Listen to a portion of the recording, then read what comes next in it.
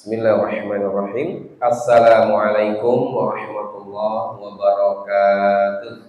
Waalaikumsalam warahmatullahi wabarakatuh. Alhamdulillahi rabbil alamin wa bihi nasta'inu wa nastaghfiruh wa na'udzu billahi min syururi anfusina wa sayyiati a'malina. من يهده الله فلا مضل له ومن يضلل فلا هادي له أشهد أن لا إله إلا الله وحده لا شريك له وأشهد أن محمدا عبده ورسوله لا نبي ولا رسول بعده أما بعد. Para umat sekalian dan abah yang hadir, alhamdulillah kita senantiasa bersyukur kehadirat Allah Subhanahu wa taala di hari pertama bulan Dzulhijjah versi Indonesia, versi Arab kemarin dari Saudi.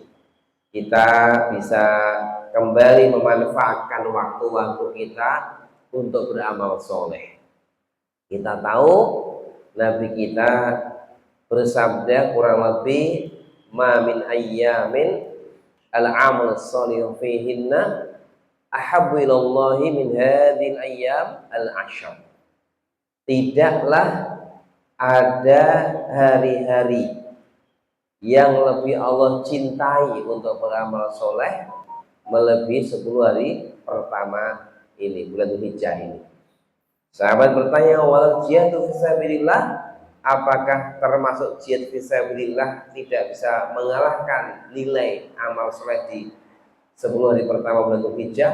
Walau jihadu fisabilillah, termasuk jihad fisabilillah, illa rajulun kharaja bimali wa nafsihi wa lam yarji bidzalika min syai'.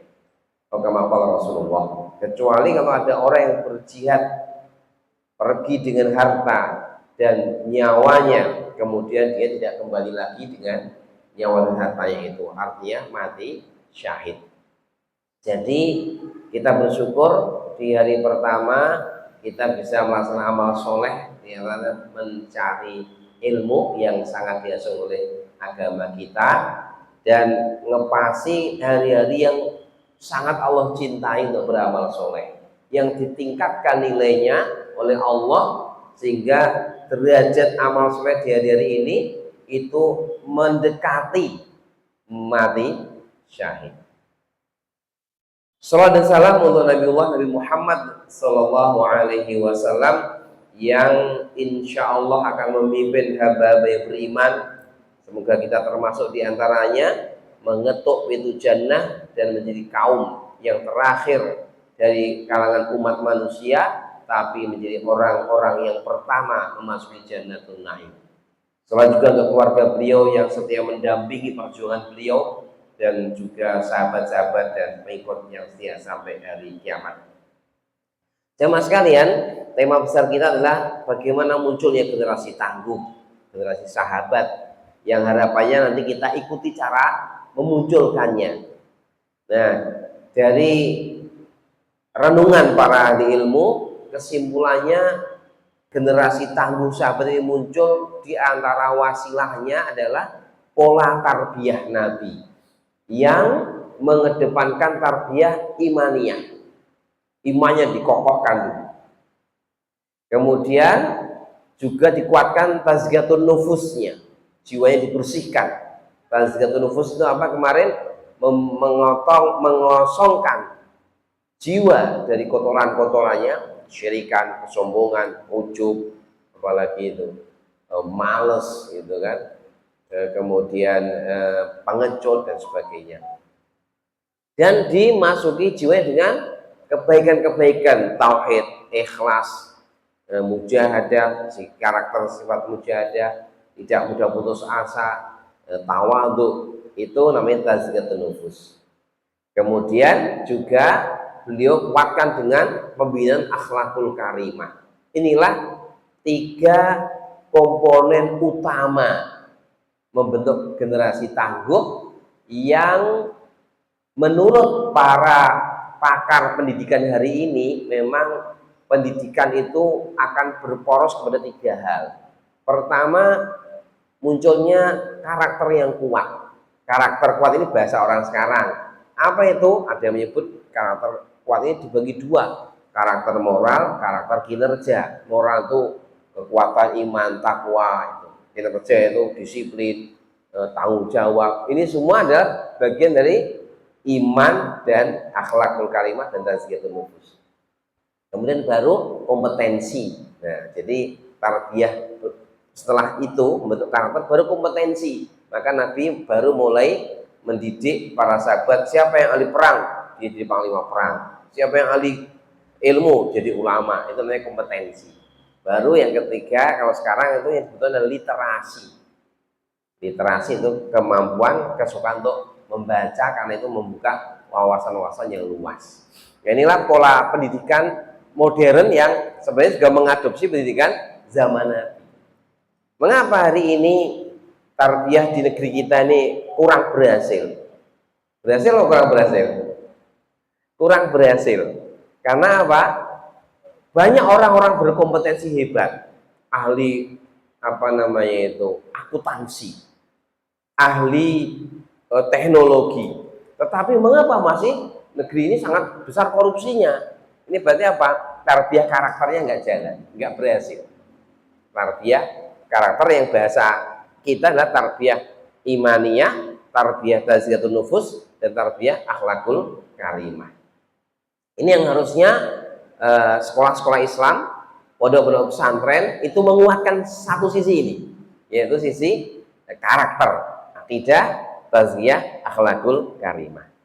Nah, kemarin kita telah membahas tentang akidah secara global, yaitu tentang la ilaha illallah dan Muhammad Rasulullah, yang Rasulullah berhasil mendidik para sahabat menjadi generasi yang hanya menghamba kepada Allah, yang tulus ikhlas menyerahkan seluruh jiwanya untuk Allah Subhanahu wa taala. Mereka mampu merealisasikan qul inna sholati wa nusuki wa mahyaya wa mamati lillahi rabbil alamin. Salatku, ibadahku, hidupku, matiku hanya untuk Rabb semesta alam. Ini berhasil tertanam, tertancap pada diri para sahabat. Kemudian juga berhasil menancapkan wa anna Muhammad Rasulullah, sehingga mereka menjadi Rasul sebagai panutan yang beliau arahkan samina wa ta'na. Ini luar biasa. Dari yang pertama iman yang syahadat ini sudah membentuk karakter yang luar biasa. Nanti ditambah dengan iman pada hari akhir, pada Quran, macam-macam, nanti insya Allah akan kita bahas detail di waktu yang lain. Tapi untuk iman baru kita bahas tentang syahadat kemarin itu ya, untuk penguatan. Nah, terakhir yang kita bicarakan adalah apa sarana tazkiyatun nafas. Nah, itu yang kita bicarakan. Tazkiyatun nafas, apa sarana yang beliau ajarkan, yang kemarin sudah kita bahas. Ini saya review kembali biar agak terulang. Yang pertama adalah beliau menghasung untuk taubat dan istighfar. Yang ini sangat urgen. Mengapa? Karena tadi jiwa atau hati itu kalau mau bersih, berarti harus dihilangkan kotoran-kotorannya.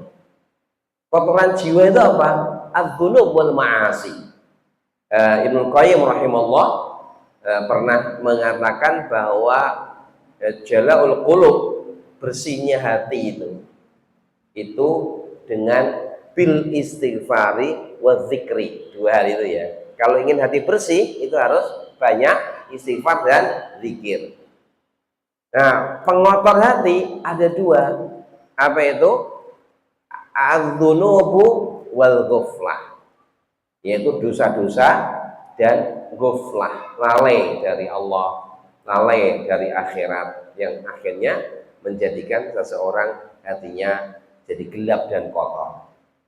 Nah, manusia sebagai hamba yang dhaif, yang juga selalu berbuat dosa, maka biar hatinya itu terjaga kebersihannya, harus memperbanyak taubat dan istighfar. Itu wasilah pertama. Maka jemaah sekalian, ini Rasulullah praktekkan, ajarkan dan praktekkan.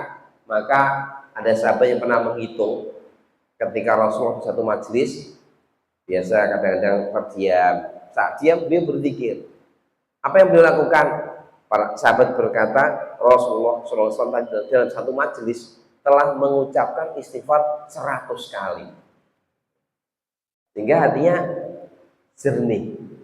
Semoga kita bisa ya sambil apa? Tadi jalan ke sini sambil astagfirullahaladzim wa atubu ilaih, astagfirullahaladzim wa atubu ilaih. Sambil apa? Ibu-ibu harusnya waktunya lebih fleksibel ya, banyak peluang sambil masak, sambil ngerajang apa tempe, sambil istighfar.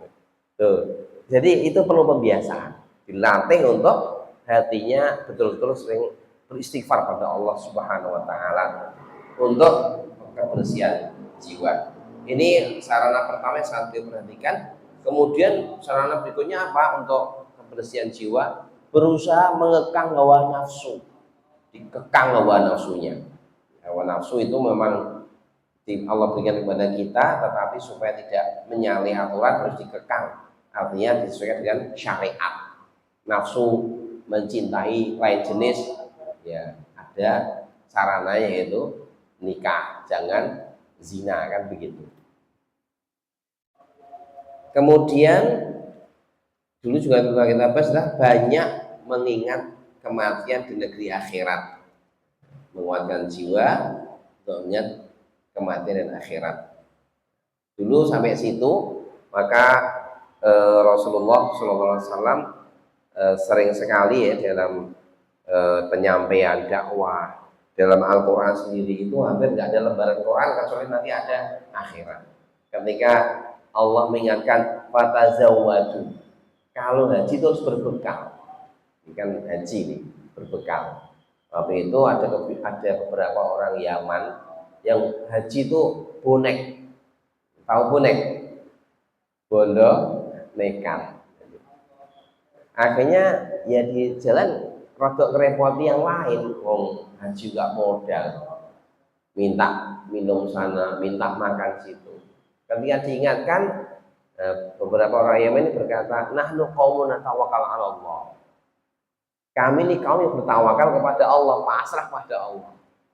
Akhirnya Allah ingatkan, fatazawwadu, berbekal. Kalau haji harus berbekal. Karena tawakal itu bukan pasrah bungkuan, tapi hatinya bergantung kepada Allah, pasrah pada Allah, usahanya maksimal itu tawakal.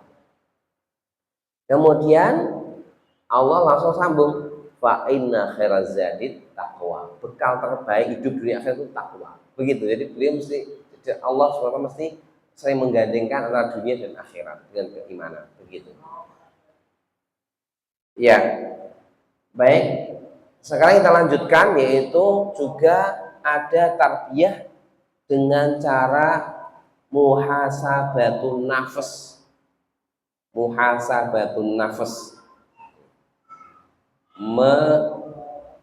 menilai, menghitung-hitung tentang dirinya terhadap persiapannya menghadapi alam yang kekal. Ya. Kita tahu bahwa kehidupan di dunia ini tidak lama. Tapi kalau kita lalai, itu nggak sempat mikir kehidupan masa akhirat kita. Maka Allah ingatkan dalam surat Al-Hasyr, saya pikir antum sudah pada hafal. Allah berfirman, a'udzubillahi minasyaitonir rajim, bismillahirrahmanirrahim. Ya ayyuhalladzina amanu taqullaha wal tanzur nafsum ma qaddamat lighad. Wattaqullah innallaha khabirum bima ta'malun.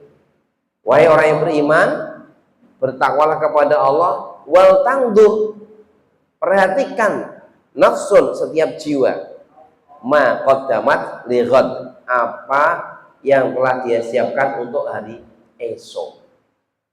Hari esok ini bukan berarti besok pagi, tapi esok setelah matinya. Mikiro, kamu tuh udah siap opo, gitu kalau bahasa kita ya. Pikirkan, itu muhasabah. Kamu selama hidup ini sudah berapa yang kau siapkan untuk kematianmu? Bekalmu apa? Nah, ini akan menjadikan seorang hamba kemudian semangat untuk terus memperbaiki dirinya. Nah, murid Rasulullah SAW, yaitu sahabat Umar bin Khattab radhiyallahu anhu, kemudian mengajarkan juga sebagai pewaris ilmu dari Nabi, beliau berkata, hasibu anfusakum qabla an tuhasabu. Hisablah dirimu, hitunglah dirimu sebelum kamu dihitung oleh Allah. Amal-amalmu coba kamu refleksikan kembali. Banyak baiknya atau banyak buruknya. Ikhlas apa enggak ikhlas? Lillah apa li ghairillah? Coba kamu refleksikan kembali. Wazinu anfusakum qabla an tuzanu. Coba kamu timbang-timbang sebelum kamu nanti ditimbang di akhirat nanti. Fa innahu ahwanu alaikum fil hisabi ghadan. Hal itu akan memudahkan, meringankanmu dalam menghadapi hisab besok di hari kiamat. Antu hasabu anfusakum yaum, yaitu engkau hitung-hitung dirimu hari ini. Baik, itu kurang lebih nasihat sahabat Umar bin Khattab radhiyallahu anhu tentang masalah muhasabah. Jamaah sekalian, sulit memperbaiki diri tanpa muhasabah. Kalau bahasa manajemen itu kan kerja itu harus ada planning, pengorganisasian, kemudian controlling, dan yang terakhir apa? Evaluasi. Evaluasi ini muhasabah. Biasanya kalau sela-sela akhir tahun, kayak kami di pondok ini sedang banyak muhasabah ini. Evaluasi bagian ini gimana, bagaimana. Nah, itu nanti kalau bagi seorang hamba bagus kalau bisa muhasabahnya itu setiap saat, minimal malam-malam itu ada waktu untuk berpikir. Pagi-pagi itu seharian itu apa ya nilai akhirat yang saya bisa rengkuh raih. Itu misalnya para sahabat kadang-kadang bermuhasabahnya bahkan sebelum beramal itu sudah mulai mikir. Mereka sering bertanya tentang 5 faal itu. Saya kok mau, misalnya kita ini sedang mau ke masjid Ibadur Rahman, betul ya, Ibadur Rahman di sini. Kita tanya, saya kok mau ke masjid Ibadur Rahman, kok mau ngaji ini sebenarnya apa tendensi saya? Itu namanya muhasabah qabla amal. Kalau jawaban kita lillah, liya'il jahli, karena Allah menghilangkan kebodohan, biar saya punya ilmu untuk mengajar orang lain, biar saya diridhoi Allah. Nah itu nawaitu akhirat itu berarti lanjutkan. Tapi kalau tidak, kalau ada niat yang lain, mungkin kepentingan duniawi semata, maka itu segera dibenahi niatnya. Itu namanya muhasabah qabla amal. Yang kedua, wa kaifa fa'altu. Biasanya mereka akan bertanya, wa kaifa fa'altu. Nah, saya ngerjakan ini bagaimana caranya? Ngikuti Nabi atau tidak? Sesuai syariat atau tidak? Ini muhasabah para salafus soleh itu begitu. Nah, sebelum beramal. Nanti ada di tengah-tengah amal agar terus meluruskan hatinya. Nanti setelah amal begitu. Jadi itu namanya selalu bermuhasabah, memperbaiki diri. Dan kemudian mungkin juga ada bisa muhasabah waktu malam sambil merenung tadi itu ya, amal-amal kita apa, membaca Quran kita bagaimana. Kalau di pondok biasanya ada amal yaumi, ada apa itu, anak-anak santri karena masa pendidikan itu tulis yang mulainya sholat sunnahnya itu dicek, itu namanya latihan muhasabah. Mungkin juga bisa itu diterapkan di keluarga kita sama suami sama istri, kan ternyata itu juga sangat dihasung ya untuk suami istri itu kerjasama dalam kebaikan termasuk saling mengingatkan muhasabah itu. Teman sekalian, seorang ulama tabi'in namanya Hasan al-Basri rahimahullah, beliau berkata, innal abda la yazalu bi khairin ma kana lahu wa'idun min nafsihi wa kanat al muhasabatu min himmati. Seorang hamba senantiasa berada dalam kebaikan jika ada yang menasihati dari dirinya sendiri. Jadi dirinya itu masih sering ngomongin, punya kemauan hati yang baik, dan himmahnya, dia punya kemauan kuat untuk selalu melakukan muhasabah. Itu perkataan Hasan Al-Basri rahimahullah. Kemudian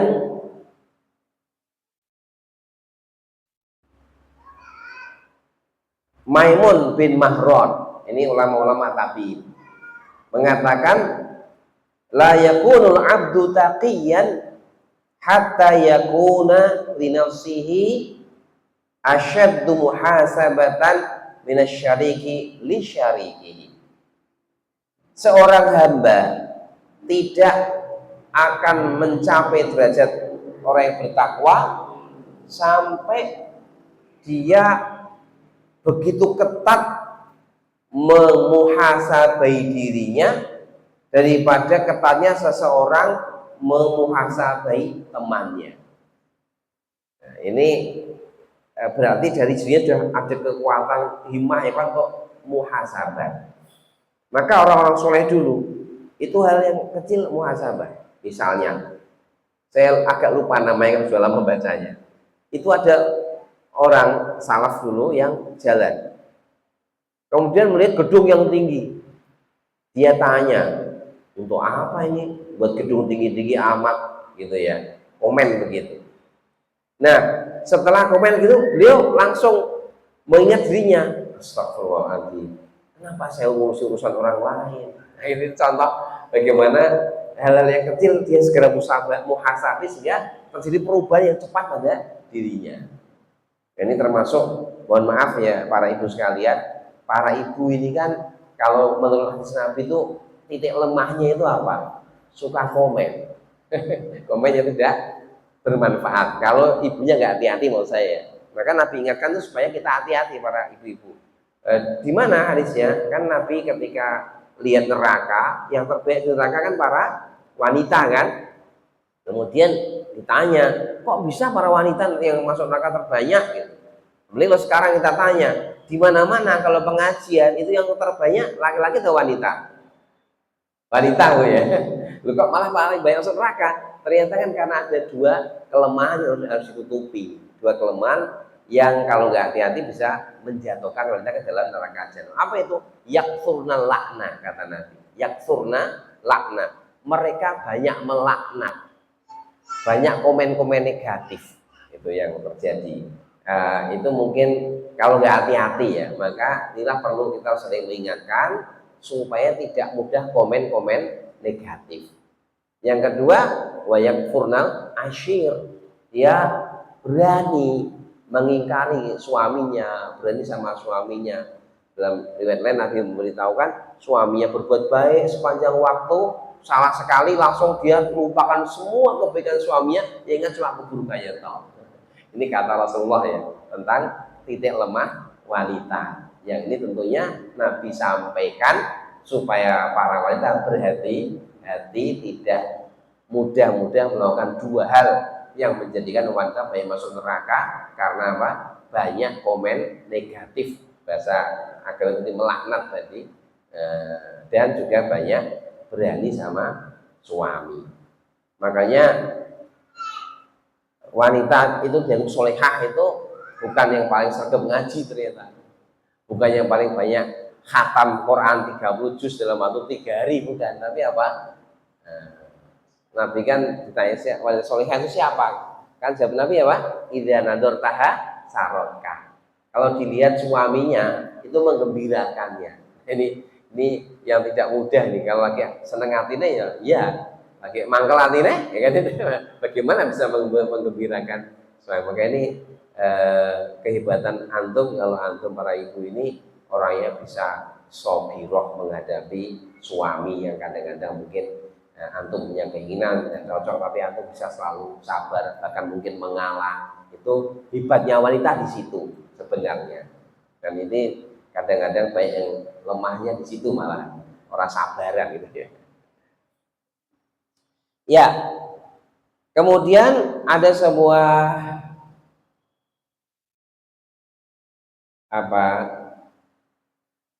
tulisan dalam hikmah keluarga Daud yang juga bagus menjadi renungan kita.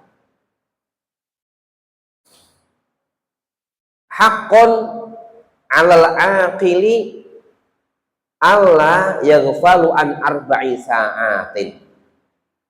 Sudah seharusnya orang yang berakal itu jangan sampai lalai dari 4 hal, 4 perkara, 4 waktu. Saat yunaji fiha rabbahu, hendaklah dia perhatikan waktu-waktu untuk bermunajat kepada Rabbnya. Yunaji fiha rabbahu, munajat dengan sholat fardu yang pertama, kemudian nanti sholat sunnah. Saat yuhasibu fiha nafsahu, nah yang kedua adalah waktu untuk dia bermuhasabah, menghisab dirinya. Apa yang telah dia lakukan, bagaimana tadi ibadah kita, ikhlas tidak, khusyuk tidak, dan seterusnya. Terutama itu adalah muhasabah hati ya, yang penting ya. Jadi mungkin sudah beramal soleh tapi ikhlas tidak, karena nilainya di situ.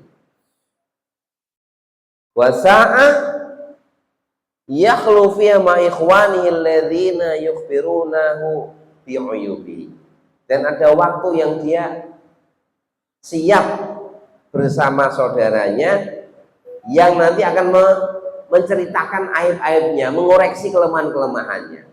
Ini juga harus siap mental untuk dikoreksi orang lain. Kalau tidak orang lain ya mungkin keluarganya, suaminya. Silakan mengkritik, jangan mutung untuk dikritik. Ini memang orang yang bisa menerima kritik ini sudah harus dilatih ya. Harus mencoba merasakan kritik itu seenak keripik gitu ya. Bukan pahit banget yang menyakitkan. Karena ini akan menjadikan kita akan lebih maju. Kalau kita tidak pernah dikritikin orang merasa sempurna, nanti tidak ada kemajuan. Wasa'a yakhlu fiha baina nafsi wa baina lidzatihi fima yahillu wa yajmal fa inna fiha disa'ah aunan ala tilka sa'at wa ijmaman lil qulub. Ya, jadi ada waktu yang dia merenung tentang dirinya, merenungkan untuk perbaikan dirinya. Itulah ya waktu-waktu yang akan menolong kita untuk perbaikan hati kita. Ini teman sekalian, itu beberapa proses tazkiyatun nafas yang perlu kita lakukan, yaitu dengan melakukan muhasabatun nafsi. Semoga Allah berikan kita kekuatan untuk sering melakukan muhasabah. Bahasa sekarang evaluasi diri lah, mengevaluasi diri. Baru ngomong itu giling-giling, berarti pembicaraan saya itu menyakitkan orang atau tidak. Misalnya sikap kita sama keluarga kita, sudahkah saya sebagai istri misalnya, kalau antum sudah membahagiakan suami, ataukah suamiku sebel banget sama saya kok nggak pernah ngomah. Nah sekarang ini ada musibah baru ya Bu ya. Dulu kalau suami itu jam 10 malam kok belum pulang, istri itu gelisah, dibal-bal kon mulih. Sekarang itu suami nggak pulang pun nggak apa-apa, karena sudah punya suami kedua. Apa itu? HP. Asik ke HP-nya. Ya malah kadang-kadang suami datang pun sampai nggak tahu. Jadi musibah itu. Musibah hari ini tuh orang tuh terlalu asyik dengan HP. Maka ya bukan berarti anti HP, tapi yang penting itu seimbang gitu loh. Hidup itu kan yang penting seimbang, ya, seimbang dengan HP-nya, dengan keluarganya, dengan masyarakatnya. Yang paling harus kita upayakan itu, karena kalau enggak nanti penyakit HP itu menurut saya tidak hanya menimpa anak kecil, anak muda, ya nggak Bu? Bisa kan menimpa kita yang tua ini ya, yang sudah dewasa ini bisa. Sehingga akhirnya hidup kita ini jadi hidup yang tidak seimbang tadi, lebih suka hidup di dunia maya dibanding di dunia nyata. Nah, ini harus kita yang, apalagi kalau sampai ada ibu-ibu atau bapak-bapak orang tua yang anaknya dikasih HP, anaknya masih 5 tahun dikasih HP. Apa kok dikasih HP? Supaya tidak ganggu ibunya bermain HP. Ini kan repot lagi sih. Ya, akhirnya cerita-cerita masa lalu ibu banyak cerita ke anaknya itu hanya tinggal kenangan, karena si ibu asik sekali dengan HP-nya. Ini otokritik kepada kita semuanya supaya kita harus hati-hati. Itu contoh muhasabah yang saya lakukan. Kemudian selain melakukan hal tadi juga perlu dihiasi. Nabi berusaha menghiasi para sahabat dengan amal-amal jiwa yang baik, menguatkan ruhiyah. Maka Nabi kita juga menghasung para sahabat untuk melaksanakan yang wajib dan sunnah dengan sebaik-baiknya. Ya. Ini dalam hadis riwayat Bukhari sudah terkenal hadisnya, ada juga dalam kitab Arba'in Nawawi. Saya ulangi, saya baca. Rasulullah SAW bersabda, menceritakan tentang firman Allah. Allah berfirman, berarti ini hadis qudsi, man adali waliyan faqad adzantuhu biharbin. Siapa yang memusuhi waliku, dia telah mengiklankan perang kepadaku. Jadi wali-wali Allah ini siapa? Siapa tuh wali Allah itu? Ya itu di Quran disebutkan alladzina amanu wa kanu yattaqun. Wali Allah itu yang kokoh imannya dan kokoh ketakwaannya. Bukan yang bisa terbang di mencolok di daun pisang, itu tidak itu standarnya, tapi yang iman dan takwa. Wa man taqarraba ilayya 'abdi bi syai'in habbu ilayya min ada'i ma iftaratu 'alaihi. Tidaklah ada sarana bagi hambaku untuk mendekat kepadaku yang lebih aku cintai daripada melaksanakan apa yang aku wajibkan padanya. Maka qiyamul lail sama sholat subuh bagi Allah lebih Allah cintai yang mana? Qiyamul lailnya atau sholat subuhnya? Sholat subuhnya kan, sholat subuh adalah wajib. Sholat qiyamul lail sunnah. Kalau wanita puasa sunnah sama melayani suami, kalau saya memang menghendaki, lebih utama mana? Melayani suami. Jadi yang wajib-wajib lebih diutamakan. Itu maksudnya begitu ya. Jadi ternyata yang wajib ini lebih Allah sukai untuk dilaksanakan, mengalahkan yang sunnah.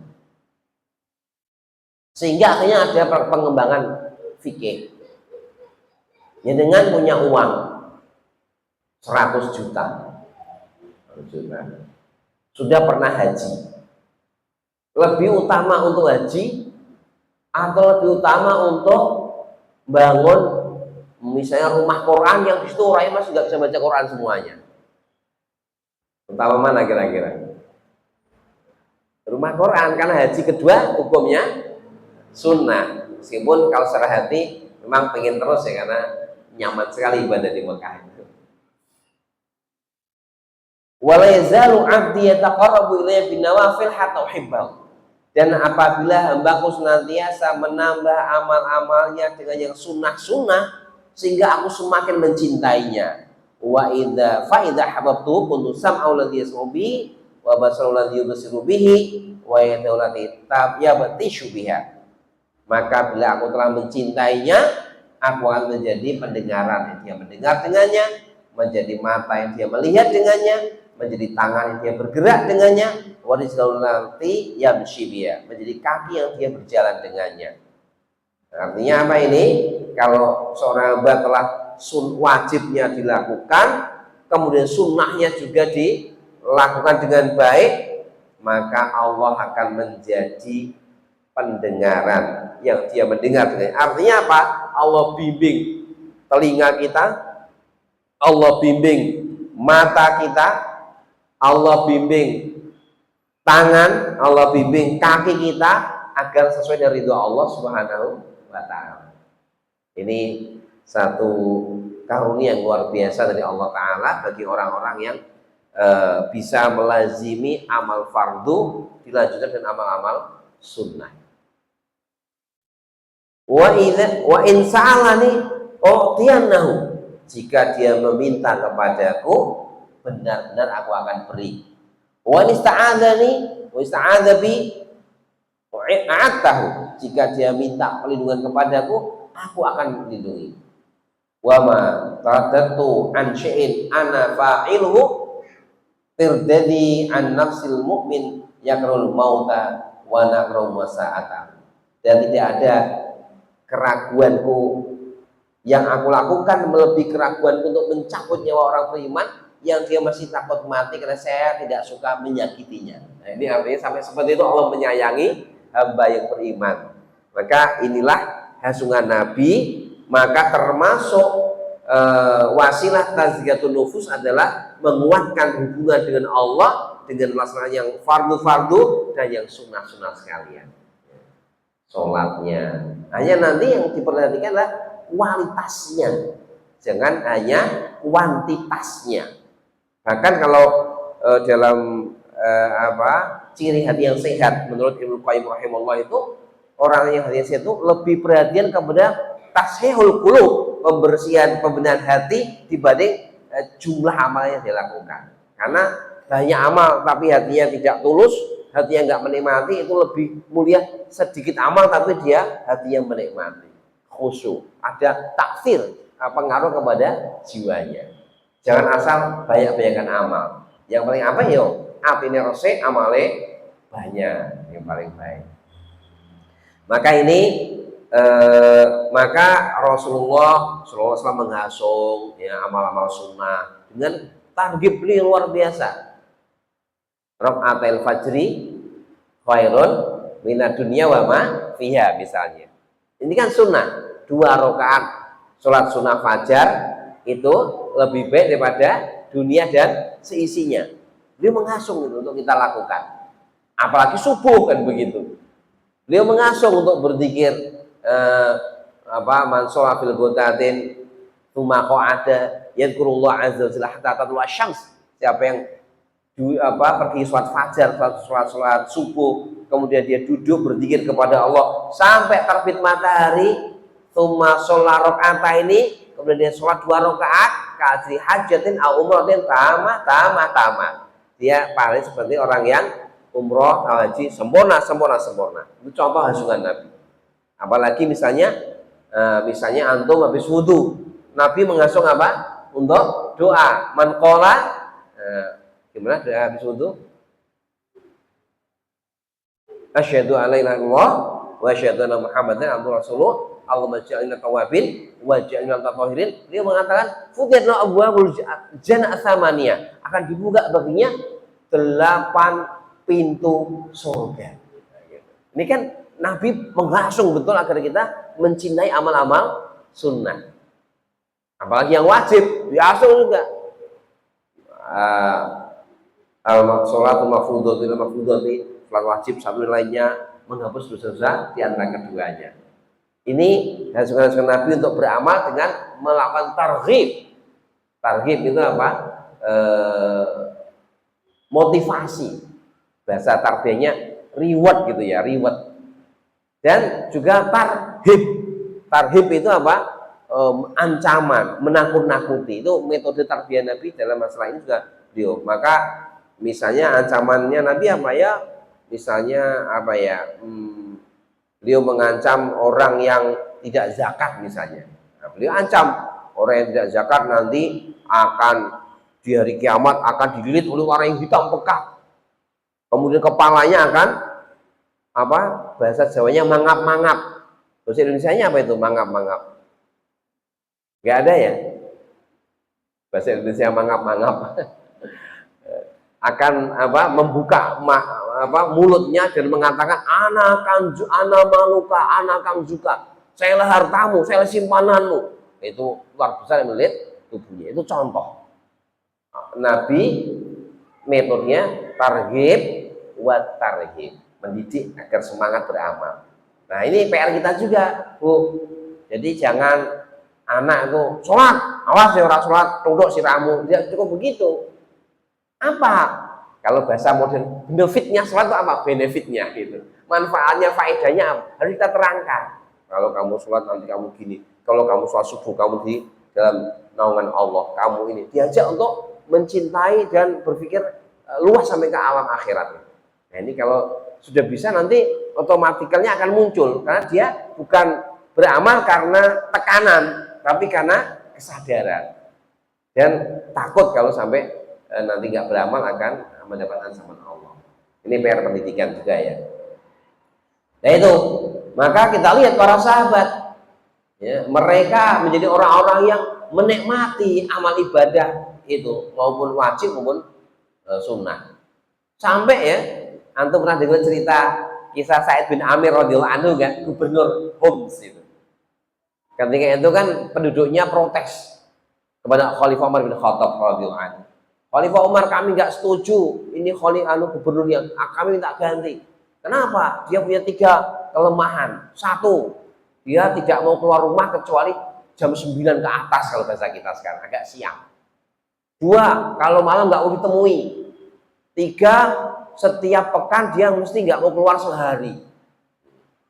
Akhirnya sahabat Umar sebagai khalifah kan tidak langsung nggak gitu ya, tapi diadakan apa kalau bahasa sekarang check and recheck gitu. Dipanggil lah Sa'id bin Amir radhiyallahu anhu, gubernur ini Bu.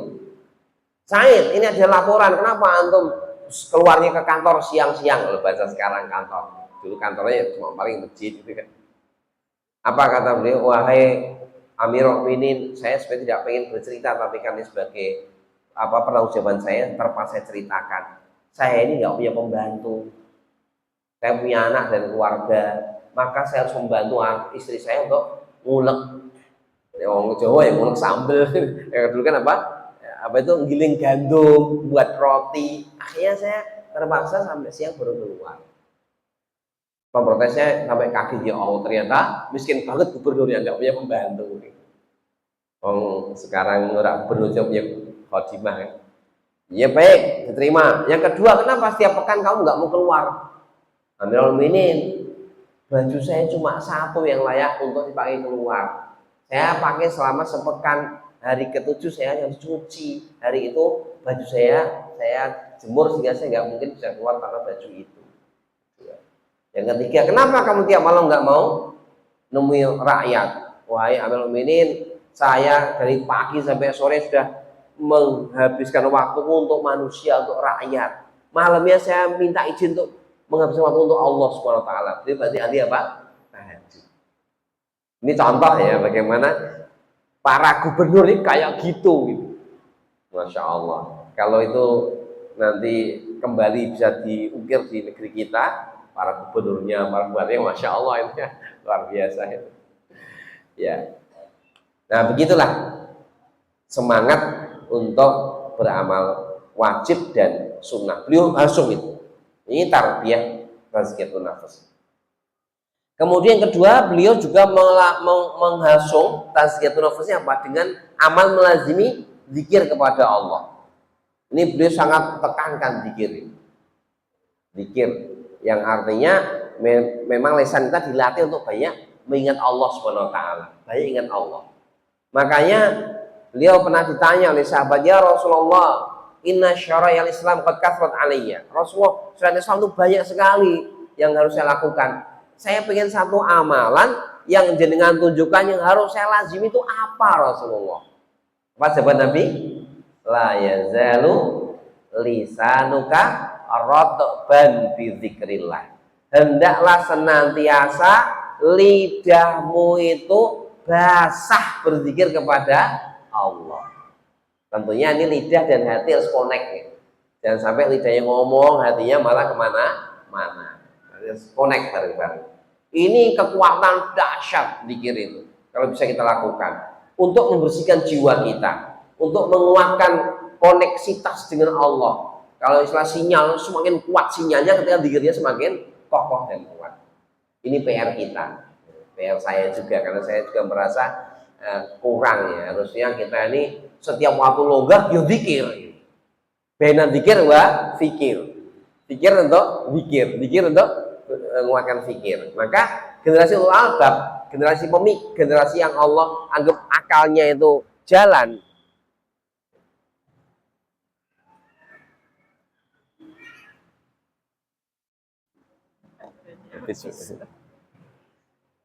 Generasi ulul albab itu apa? Cirinya di dalam Quran. Ulul albab alladzina yadhkuruna Allah qiyaman wa qu'udan wa 'ala junubihim wa yatafakkaruna ma fi khalqis samawati wal ard. Rabbana ma khalaqta hadza batila subhanaka faqina 'adzaban nar. Nanti antum lihat di surat Ali Imran ayat 190 191. Generasi ulul albab itu apa? Yang zikir pada Allah qiyamah, qiyam berdiri, qu'uda duduk, wa ala junubihim sedang berbaring, wa yatafakkarun dan memikirkan apa yang di langit dan di bumi yang menyimpulkan Rabbana ma khalaqta hadza batila, semua ini enggak ada yang sia-sia ya Allah. Faqina adzabannar, muncul takut pada Allah, mengakui agung Allah, minta agar tidak masuk neraka jahanam. Ini generasi yang Allah mau puji sebagai generasi ulul albab. Maka ini para sahabat yang selalu dilatih untuk berzikir ini harus kita juga tiru ya, zikir-zikir yang cukup dengan mengikuti Nabi. Jadi ada juga yang kelompok-kelompok zikir tapi kadang-kadang mereka mencari jalan-jalan yang tidak sesuai dengan jalan Nabi. Sehingga muncullah tarian-tarian sufi gitu ya kadang-kadang. Itu karena terlalu berkreasi. Kenapa nggak cukup dengan zikir Rasulullah yang diajarkan? Sudah banyak kok. Sufi jenengan tiap hari Nabi itu bukan menantang menghasung hamba-hamba Allah untuk apa? Mengucap la ilaha illallah wahdahu la syarikalah lahul mulku walul hamdu yuhyi wa yumit wa huwa ala kulli syai'in qadir. Siapa yang baca kalimat ini 100 kali, dia menjadi orang terbaik hari itu. Sekarang saya tanya pada diri saya, pernah enggak? Dan jenengan, pernah enggak? Atau sudahkah tiap hari kita baca itu 100 kali? Ya, sudah, alhamdulillah. Yang belum, ya enggak usah golek lain, itu sudah segitu banyak, ya kan? Belum nanti subhanallah, walhamdulillah, wala ilaha illallah akbar, tamla'ul mizan, awal baina sawal ard, atau timbangan langit dan bumi. Sudah itu sudah kita perbanyak baca. Belum istighfar tadi, belum banyak dikit-dikit yang Nabi ajarkan. Ikuti aja Rasulullah. Jadi dengan mau tidur baca Al-Mulk, baca Al-Ikhlas, baca Al-Falaq, baca An-Nas, sebagian juga baca Al-Waqiah. Itu sudah lumayan tuh. Burung ramus tidur duluan. Artinya banyak sekali amal-amal Nabi, maka ya tidak perlu golek-golek yang lain, itu sudah sangat banyak. Nah, ini maksud saya, mari kita mencoba untuk melazimi zikir yang Rasulullah SAW ajarkan, yang Rasulullah semangati kita untuk berzikir pada Allah. Yang ini akan menghidupkan hati kita. Sebagaimana perkataan seorang ulama, inna dzikra lil qalbi kal ma'i samaki.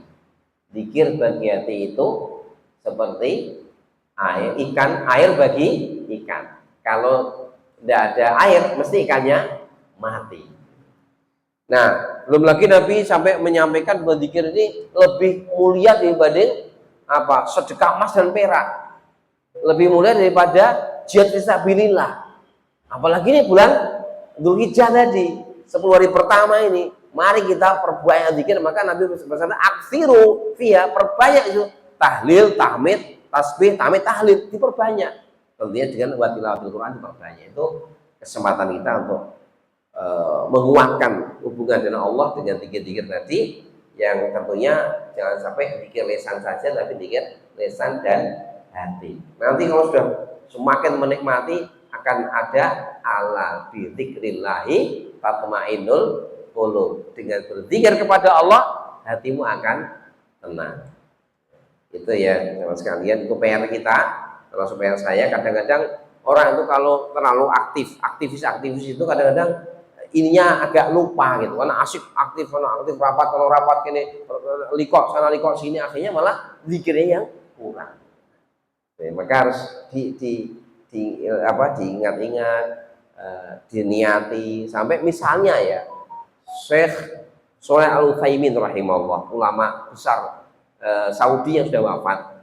Beliau ulama madzhab Hambali yang Hanif, yang lurus, yang ya diakui dunia Islam. Itu kalau sibuk ngajar ketemu orang bertanya sampai nggak punya waktu, maka beliau kalau ke masjid nggak mau naik motor, kalau bahasa orang Indonesia nggak mau naik mobil, dia jalan sambil apa, mudzakarah Quran, zikir, karena beliau ingin mengisi jiwanya dengan itu semuanya. Dan kita kan nggak sesibuk Syekh Utsaimin, kita masih banyak waktu, kita tadi gunakanlah waktu-waktu yang longgar, entah itu ketika sedang mengerjakan kerjaan rumah di samping, itu sangat luar biasa bagi penguatan jiwa kita, takarub kita pada Allah, termasuk ketenangan jiwa kita yang nanti akan membuat kita semua bisa bersikap baik kepada orang lain karena hati kita sedang baik. Kadang-kadang kita mudah emosi karena hati kita sedang tidak baik-baik, gitu. Kayaknya mudah emosi. Baik, itu tentang melazimi zikir. Baik, ternyata sudah mau jam 2, Bu ya.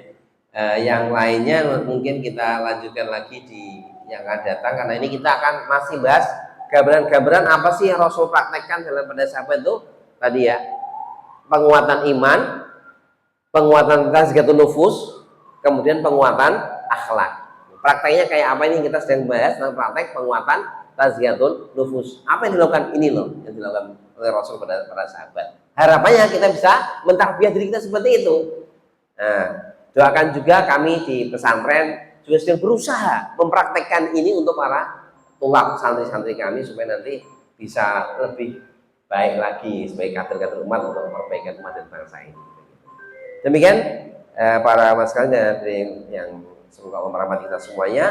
Sudah jam 2, saya cukupkan, saya kembalikan kepada Ibu Bacara. Walhamdulillahirabbil alamin. Assalamualaikum warahmatullahi wabarakatuh. Waalaikumsalam.